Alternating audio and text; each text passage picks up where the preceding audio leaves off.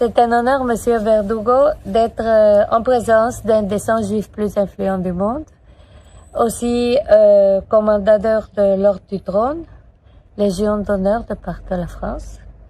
Donc, merci pour cette interview. C'est un plaisir de pouvoir s'adresser au public sud-américain, juif, dans votre magnifique revue. Donc, comment un petit garçon juif d'un pays arabe est-il arrivé à ces distinctions?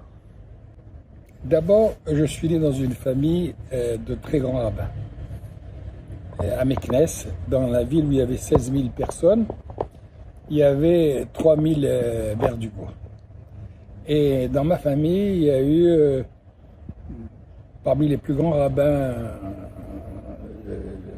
du Maroc et du monde, puisque il n'y a même pas 3 mois, le président Herzog, la première manifestation qu'il a faite à l'intérieur de la présidence d'Israël, c'est la commémoration du 200e anniversaire de la mort de Rabbi Raphaël Verdugo, qui est mon ancêtre. Et nous avons fait ça,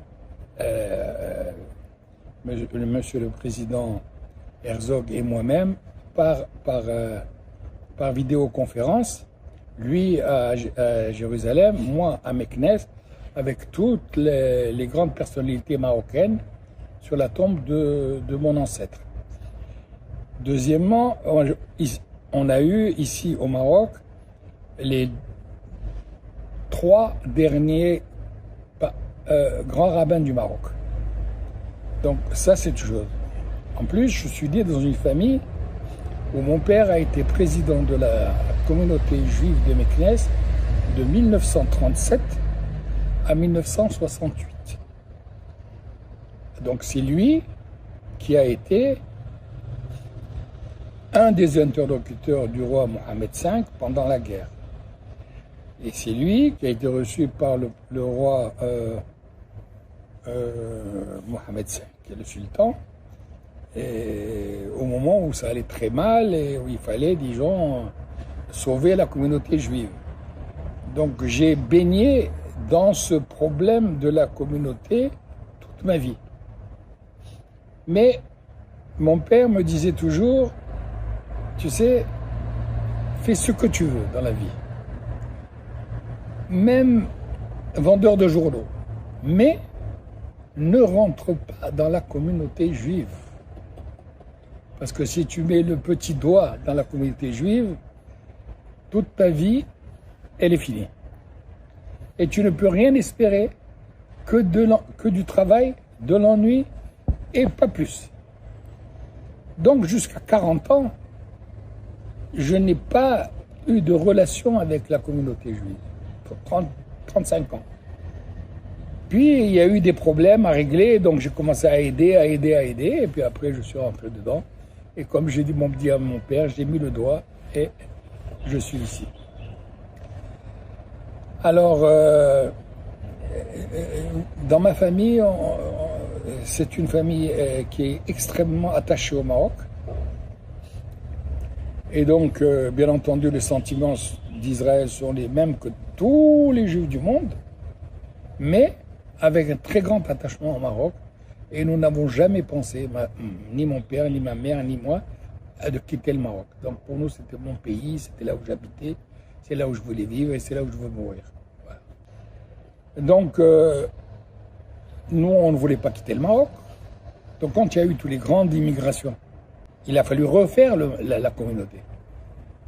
Et ça, je dois saluer les femmes, parce qu'elles ont su recréer une cellule familiale, malgré le fait qu'on avait perdu près de 90% de la population. Ce n'est pas rien. Il fallait refaire les synagogues, il fallait refaire le tribunal rabbinique, il fallait refaire les institutions. Et grâce à Dieu, avec l'aide du gouvernement, on a pu reconstruire une communauté solide, petite, mais vibrante, qui a toutes les institutions qu'il faut pour pouvoir vivre une vie juive normale, sereine au Maroc. Voilà. Ça c'est le background. Voilà. Donc, Ça, c'est ma vie en tant que juif. Mais il y a aussi ma vie en tant que politique, puisque je faisais partie de partis politiques. Et qu'au moment où Sa Majesté a voulu créer un gouvernement de techniciens de haut rang, eh ben, il m'a demandé d'être ministre du Tourisme. Et je suis resté ministre du Tourisme pendant 3 ans, de 1993 à 1996. Ce qui est dans la longévité d'un ministère du Tourisme marocain, très important. Puis après, je me suis occupé des problèmes, disons, de relations publiques du Maroc à l'extérieur. Et j'ai été nommé ambassadeur itinérant de Sa Majesté le Roi, ce que je suis encore. Ce qui ne m'a pas empêché d'être vice-président du Congrès juif mondial, depuis maintenant à peu près 20 ans. Donc c'est une position qui est très claire. Je suis un juif marocain, loyal à mon pays, et qui a des relations ouvertes, sereines, loyales avec le judaïsme international et avec l'État d'Israël. Voilà. Donc c'est assez particulier, c'est peut-être spécial, mais c'est un fait. Ça ne se contradit pas. Non, pas d'incompatibilité. Vous savez, j'ai décidé une chose il y a très longtemps. Je ne veux pas être schizophrène. Je suis une personne, je suis juif et marocain. Je suis juif et arabe. C'est ma personnalité. Donc je ne vais pas changer et je revendique ça et je pense que dans le monde dans lequel nous sommes, c'est un atout. Moi, je fais ce que j'ai à faire et la seule chose qui m'intéresse, qui m'importe, qui mène ma vie, c'est la sérénité, le bonheur et la sécurité de ma communauté. C'est ça mon rôle. Et vous avez parlé d'un moment où il fallait sauver la communauté juive. Oui. C'est quoi ce moment? En 1967, vous savez, il y a eu plusieurs étapes d'immigration au Maroc. Pas pour les mêmes raisons et pas pour les mêmes destinations. En 1948, facile, c'était messianique. L'année prochaine à Jérusalem, les gens sont partis, il n'y avait aucun problème. On était sur les Français, sur le régime français, le protectorat. Deuxième vague, quand le roi a été destitué en 1953, Mohamed V, des Juifs ont décidé de quitter le Maroc. Ensuite, il y a eu 1956. 1956, les gens ont eu peur de l'indépendance. Ils sont partis. Peu. Mais entre 1956 et 1961, au Maroc, c'était le paradis. Il y avait des Juifs qui étaient ministres, directeurs de cabinet, ils étaient à l'armée, ils étaient dans la police, ils étaient dans toutes les administrations. Il y avait un vent de tolérance, d'amitié incroyable. Il y a même une association qui a été faite, qui s'appelle le WIFAC, de l'entente, entre juifs et musulmans pour essayer de resserrer les rangs. Et en 1961, il y a eu un problème. C'est le premier sommet arabe au Maroc. Et les chefs d'État arabes du Moyen-Orient sont venus au Maroc. Et ils ont demandé, ce qui est normal, l'application des règles de la Ligue arabe par le Maroc. Et dans ces règles, il y avait des règles qui étaient impossibles à suivre pour les Juifs marocains. Interdiction d'immigrer, interdiction de relations avec Israël. Comment voulez-vous demander à des gens qui ont la moitié ou les 3/4 de leur famille qui est en Israël de ne plus avoir de... Donc, ils ont dit, ça ne va pas. Il y a un problème. il ne s'est rien passé. Il n'y a pas eu de quoi que ce soit. Rien. Mais une espèce de cassure. Donc en 67, il y a eu la guerre de 67.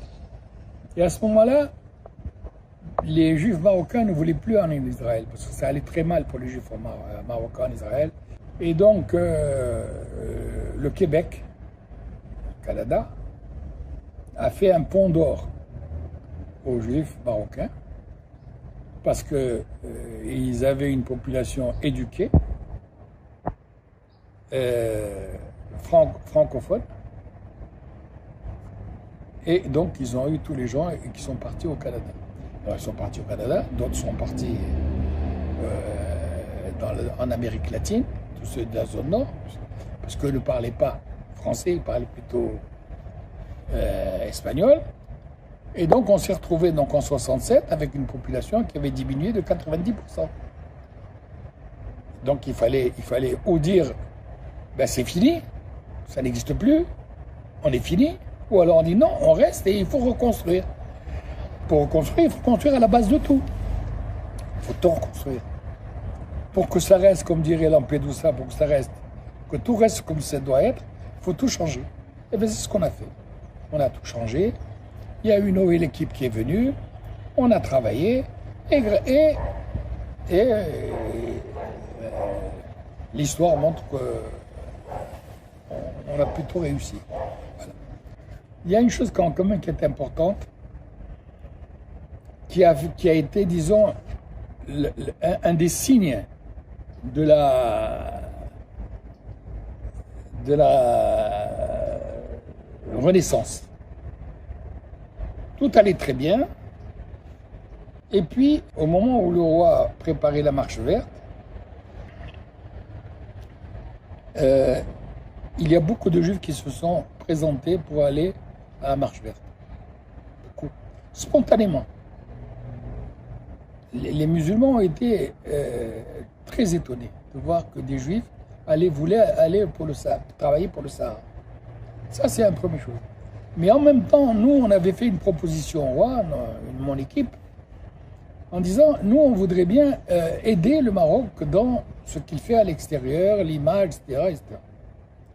Et le roi nous a convoqués et nous a dit, vous savez, je ne vais pas vous amener au Sahara, ça va poser trop de problèmes avec la cacheroute. Par contre, si vous pouvez aller expliquer ce que c'est que le problème du Sahara à l'extérieur, faites-le.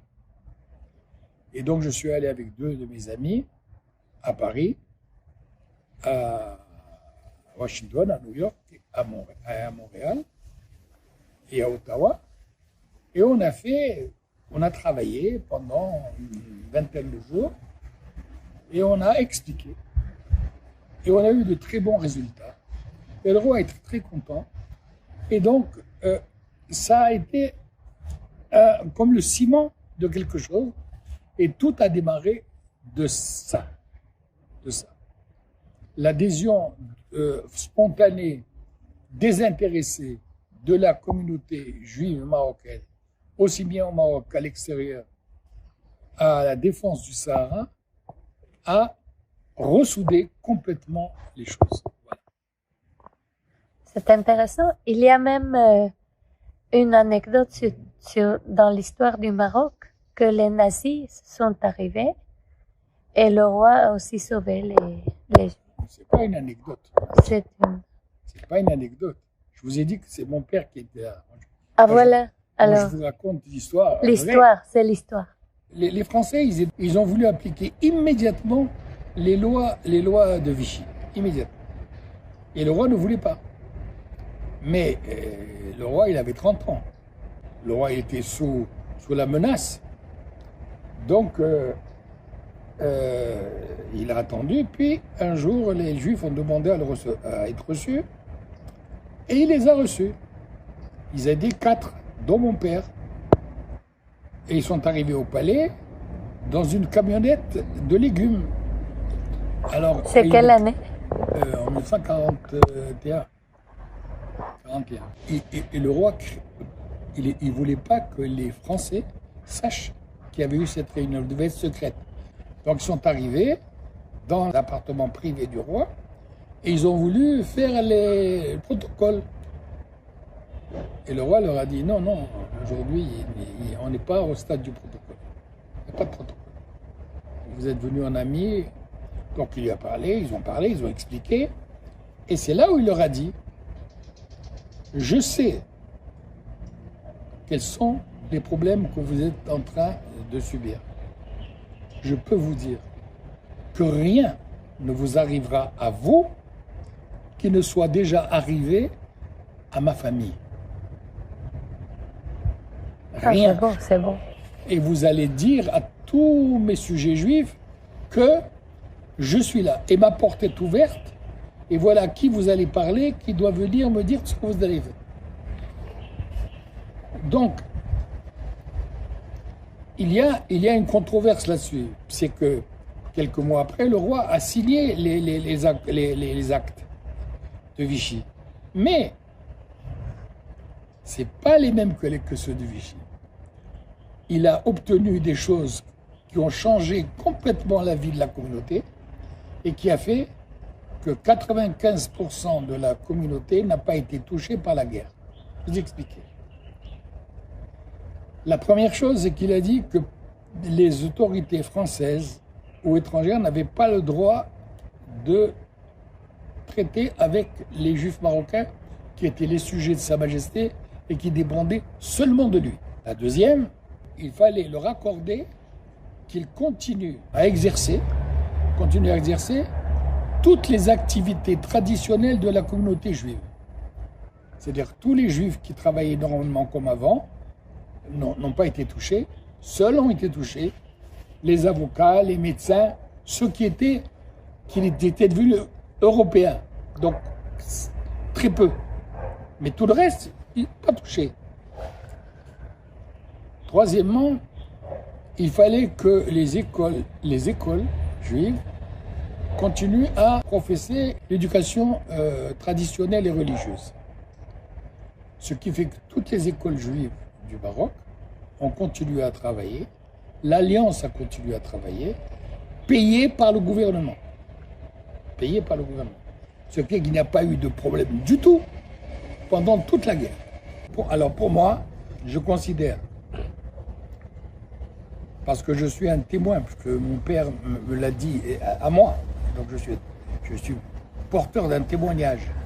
Comme Elie Wiesel, on m'a donné un témoignage, je suis devenu témoin.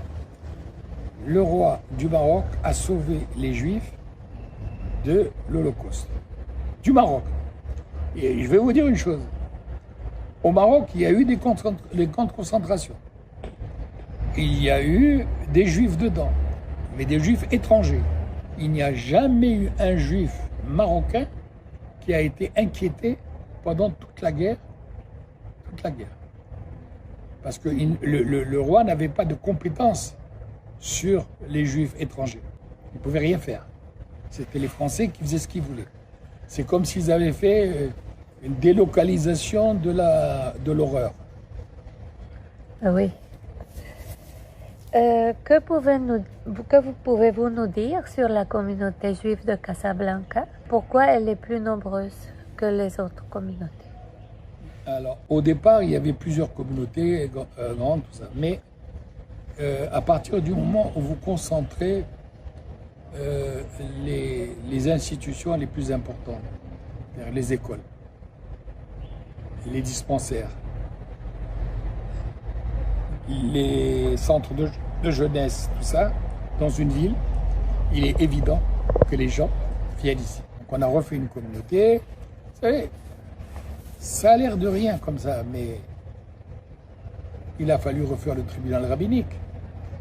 Le tribunal rabbinique, les gens qui sont au tribunal rabbinique sont des gens qui sont payés par l'État, qui disent la loi de Moïse, la vraie loi de Moïse, pas comme en Israël, la loi de Moïse.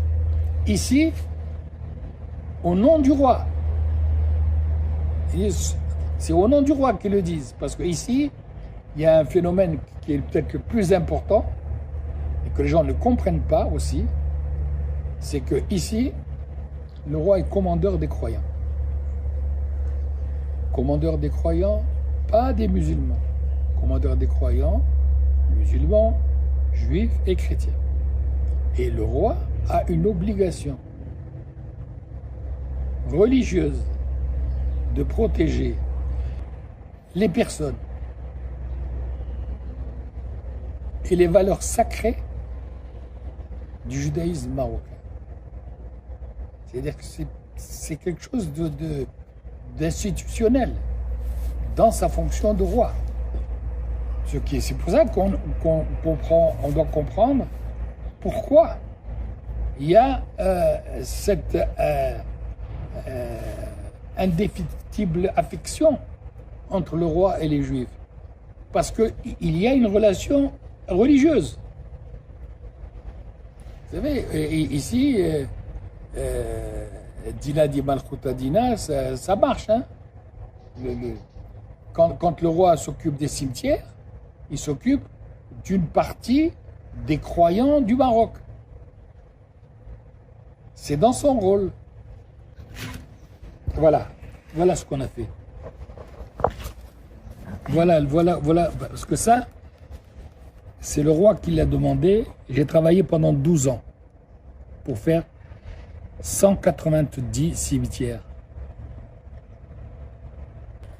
Donc il a fait ça dans l'année 2010, non? Oui. Après avoir réglé les problèmes de fonctionnement de la communauté, de structure interne de la communauté, la communauté a commencé à dire qu'il fallait sauver le patrimoine. Et donc on a créé le musée de Casablanca, on a créé la fondation du patrimoine culturel judéo-marocain, on a fait une dizaine de synagogues, quelques cimetières, et puis on a eu cette association, cette fondation a été reconnue d'utilité publique. Donc ça veut dire que l'État nous soutenait.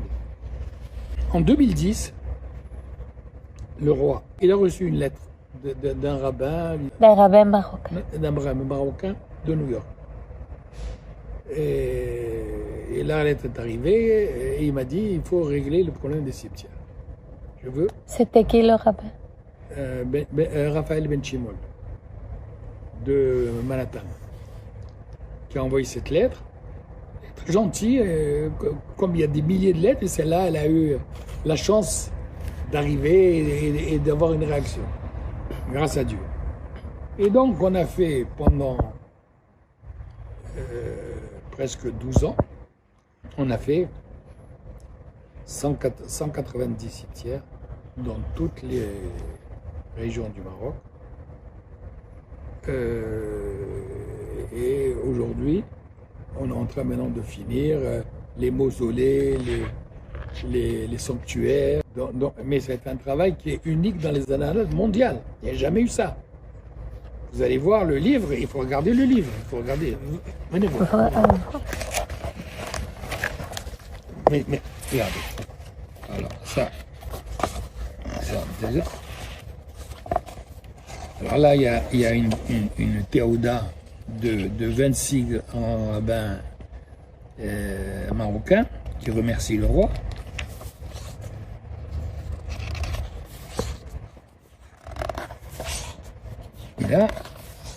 Et là, vous avez tout le travail qui a été fait avec les analyses. La maison de la vie. Hein? Bet Haïm. Bet Haïm, oui. Avec les cartes, oui. Ah, c'est une œuvre d'art, ça. Ben oui. Alors, on a trouvé quelque chose de très particulier. C'est les tombes anthropomorphiques. Ces tombes anthropomorphiques qu'on trouve à Tétouan, à Tanger, à Silla, à Larache, à Ksar-Kbir et un peu aussi à Salé. À Salé. Et ce sont des tombes avec la forme humaine. Et on ne sait pas d'où ça vient. On ne sait pas quand. On pense que c'est du temps des Portugais. Ça, c'est quelque chose d'incroyable. C'est les tombes des saints qui sont dans le mur de la ville. à Meknes. Regarde, vous voyez? Ça, c'est Amran Ben Diwan. Vous avez été, non? Prier. Oui. Ça, c'est... Donc, on a fait un travail de fou. Ouais. Ouais, ça, c'est... Ça, voilà comment c'était, vous voyez? On a fait un travail à Tanger. Vous voyez, voilà le travail qu'on fait, quoi. On a fait beaucoup de travail. Et c'est quand même 40 km de mur. Hein. C'est 200 000 mètres carrés de pavés. C'est 20 000 tombes. Ouais. Impressionnant. On a fait une analyse et on s'est aperçu d'une chose, c'est que 90% des cimetières juifs étaient en pays berbère et pas en pays arabe. Et que... Et pourquoi? D'abord parce que dans les pays, en pays berbères, c'est plus petit. On va voir. Donc il y a plus de gens. Et quand vous allez vers les villes, il y a plus de monde. Mais il y a un seul cimetière pour plus de monde. Donc. Mais quand on regarde le nombre des saints, des tzadikim, presque tous, ils sont en pays berbère. Et les relations entre les juifs et les berbères sont très spéciales. Quand il y a autre chose que je vais vous dire qui est important. Les Juifs sont installés ici depuis 3000 ans. Quand ils sont arrivés ici, ils ont trouvé des autochtones. Ces autochtones, ils étaient animistes. Il y en a beaucoup qui se sont convertis au judaïsme. Et quand les Arabes sont arrivés au Maroc, pour conquérir le Maroc, ils ont trouvé des Juifs, des animistes et des tribus berbères judaïsées. Même leur nom. Vous avez des tribus qui s'appellent Aïd Ba'abran. Amran, c'est Aïd Yitzhak, les enfants d'Israël. Ce sont des gens, ils le savent. Et ils te le disent, nous on est d'origine juive. On nous a même parlé d'un Cohen qui est musulman. Oui, mais là c'est autre chose. El Cohen, ça vient du fait que, à un certain moment, sous les Almohades, il y a eu des conversions forcées à Fès, et des familles juives qui s'appelaient El Cohen sont devenues musulmanes à Fès. Ça n'a rien à voir avec les Berbères. On a recréé les Hiloulotes. Ça n'existait pas. En 1987, quand moi j'ai pris les rues, il y avait une Hiloula à Amran Ben Diwan avec 50 personnes. Aujourd'hui, il y a 4000, 5000, 6000 personnes. Partout. Et il y a beaucoup de gens qui viennent ici, qui disent, moi je vais mettre de l'argent, je vais arranger le sein. Donc le problème de la problématique, pas le problème, de la préservation du patrimoine juif marocain est une préoccupation majeure de Sa Majesté le Roi, qui veut que cette facette du patrimoine marocain soit préservée et promotion. Et donc on a donc le musée de Casablanca, le musée de Bella de Casablanca, le musée de Tanger, on vient de finir, et en construction, il y a le musée national du judaïsme marocain qui a été créé par le roi, à Fès, qui va être le grand vaisseau amiral. Et vous allez participer dans ce musée? Je suis le président du comité scientifique. Seulement. D'accord. Là, c'est très intéressant. Et maintenant, à presque 2 ans du rétablissement des liens entre Israël et le Maroc, quel résultat y a-t-il? Quel avancement? Moi, je pense que ça se passe très bien. Le Maroc est un pays qui est très... L'évolution doit se faire dans le calme, dans la sérénité. Je pense qu'il y a énormément de visites d'Israéliens et de Marocains qui vont là. Je pense que l'ambiance entre les deux se passe bien. Les touristes, pour l'instant, nous avons reçu plus de 70 000 touristes maintenant. Rien que pour les fêtes de Pâques, il y avait 25 hôtels qui avaient des CDR et on a reçu peut-être 22 000 ou 23 000 personnes. Pour nous, c'est un très grand challenge, très difficile, très compliqué pour la communauté de passer de une cache-route pour 5 000 personnes à une cache-route pour 150 000 ou 200 000 personnes. Mais je dois dire que le gouvernement nous aide complètement à tous les points de vue, technique, administratif, légal et même financier. Parce qu'ils considèrent que le Maroc doit avoir une cache-route qui soit une cache-route fiable, une cache-route viable, et qu'elle soit parmi les meilleures cache-routes du monde. C'est-à-dire qu'on est dans un pays où c'est l'État qui fait ça. Pour les autres pays, c'est pas évident. C'est pas évident. Oui. C'est pas évident. Mais ce n'est pas quelque chose qui se place maintenant dans la conjoncture. Ça vient de très loin. C'est une très vieille histoire. Il le sait, il n'y a pas eu que des choses extraordinaires au Maroc. Il y a eu aussi des problèmes. Mais où il n'y a pas eu de problème? Où? Par contre, moi je peux dire une chose claire. De tous les temps, les Juifs ont vécu mieux au Maroc qu'ils ont vécu ailleurs pendant la même période. C'est-à-dire quand vous faites l'histoire, vous dites, il y a un problème au Maroc, oui, mais il est divisé par deux par rapport à ce qui s'est passé ailleurs. Donc on a toujours été privilégiés. Oui. Vous savez, il n'y a pas de miracle. Pourquoi les Juifs du Maroc, ils aiment le Maroc? Pourquoi ils veulent revenir? Pourquoi ils se sentent bien?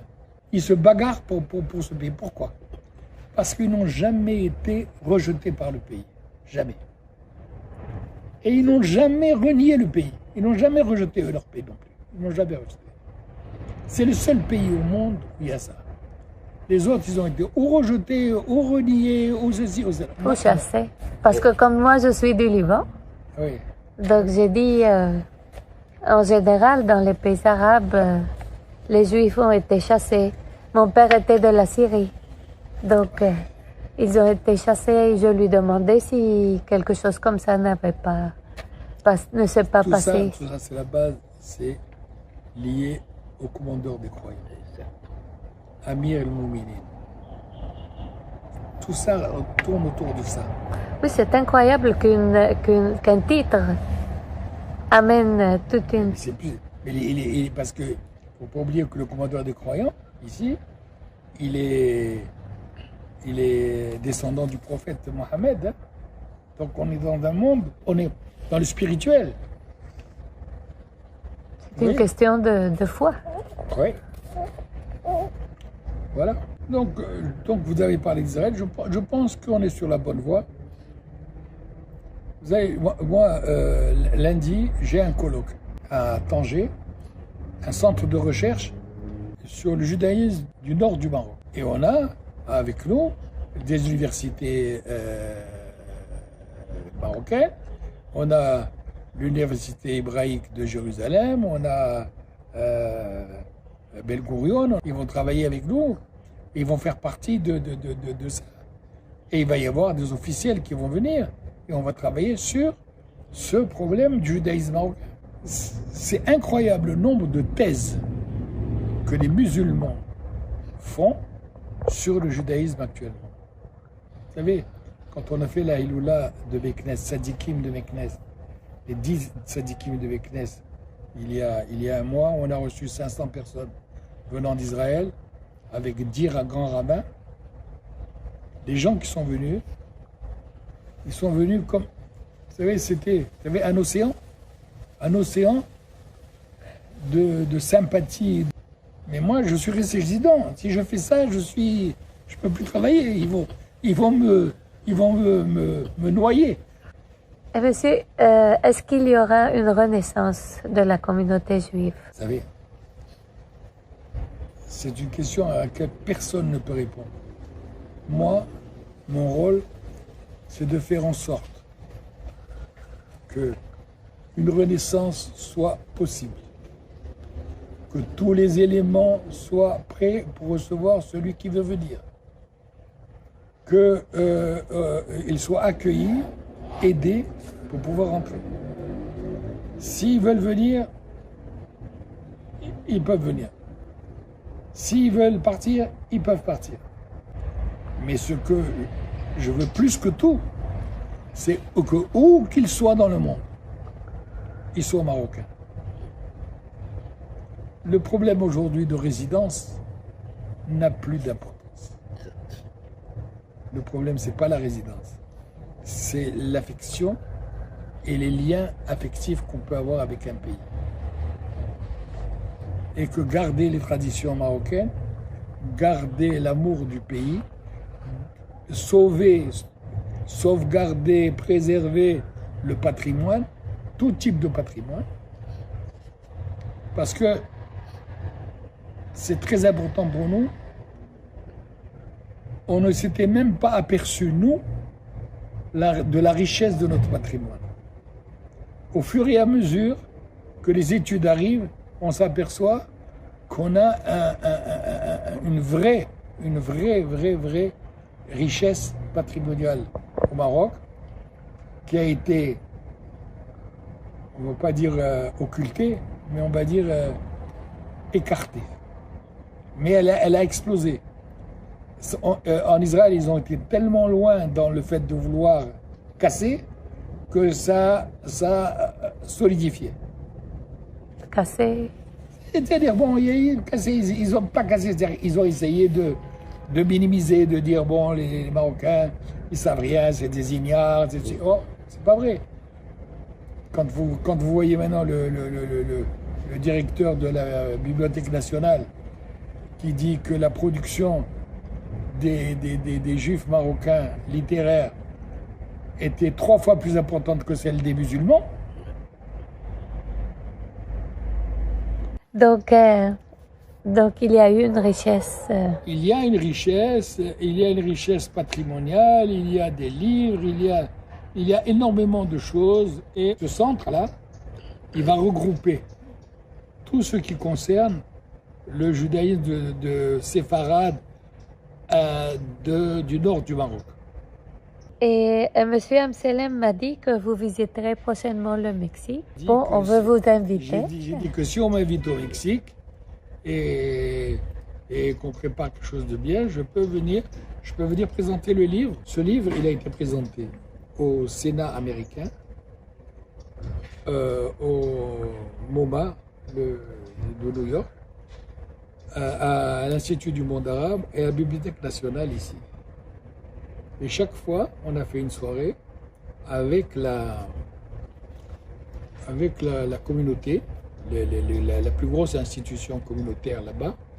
Et on a profité de faire une soirée œcuménique, c'est-à-dire dans laquelle on décore du commandeur de l'ordre du trône, un rabbin, un imam et un archevêque, qui sont réputés pour être des gens qui font le dialogue interreligieux. Durant vos gestions, quel est selon vous le moment qui vous a marqué? Il y en a plusieurs. Il y a plusieurs. D'abord le fait qu'un jour, quand Oran m'a convoqué pour m'annoncer qu'il envisageait de nommer un juif à la tête d'un ministère dans le nouveau gouvernement. Donc j'ai remercié le roi, j'ai salué son initiative, mais j'ai été extrêmement étonné qu'il me demande à moi d'être ministre. Et donc, je me suis retrouvé complètement désemparé, puisque je ne m'attendais pas du tout à cette marque de confiance du roi. Et donc, quelques jours après, j'ai été nommé ministre et ça a été donc un grand moment de ma vie. L'autre événement qui m'a marqué, c'est l'affaire Egos. Vous connaissez l'affaire Egos de Piscez? En 1961, il y a un bateau. Ah, le bateau qui a coulé. 44 Voilà, se sont noyés. Et ces 44 rangs qui sont morts à quelques kilomètres de la côte marocaine. On a appris dans les années 82-83 que les corps avaient été enterrés au Maroc. 23 corps avaient été enterrés au Maroc. Et qu'à la suite des interventions d'un certain nombre d'associations israéliennes et des familles, plus notre action, le roi avait accepté de laisser partir les corps en Israël à titre humanitaire.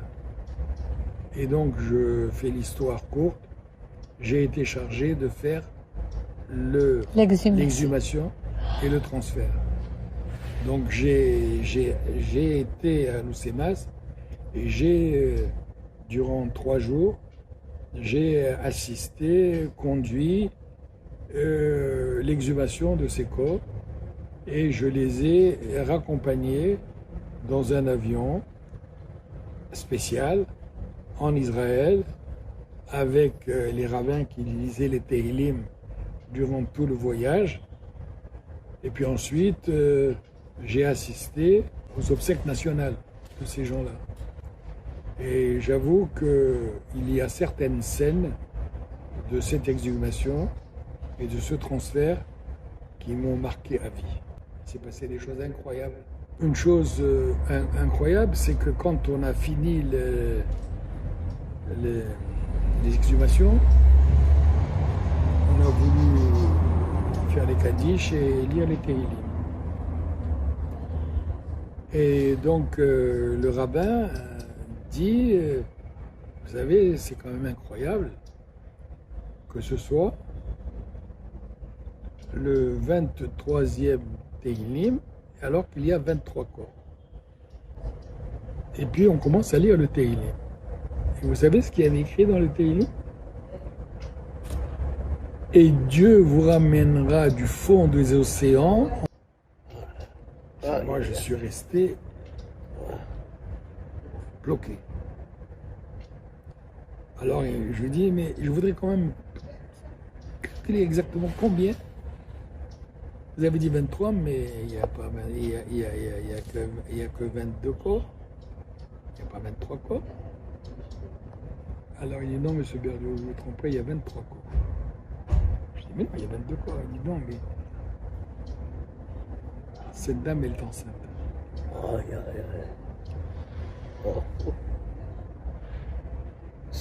Voilà, ce genre de choses-là, ça te met dans une situation où tu touches des franges de choses que tu ne contrôles pas. Et ça m'a marqué. Ah oui, c'est surprenant. Voilà. Eh bien, moi, en tant que juive libanaise, je crois personnellement que seul un juif arabe peut réussir la paix entre Israël et les Palestiniens.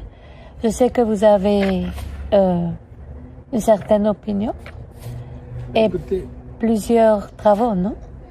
depuis 1987, je travaille et je fais ce que je peux pour aider à l'instauration d'une paix juste, durable, qui règle définitivement les problèmes entre les Palestiniens, les Israéliens, les Juifs et les musulmans.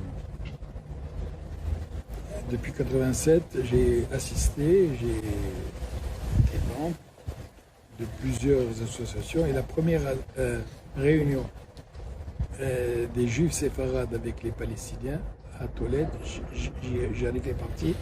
Et c'est là où j'ai fait la connaissance de Abou Abbas, Abou Mazen. Et donc, on peut dire que je suis un des premiers à avoir parlé directement avec les Palestiniens.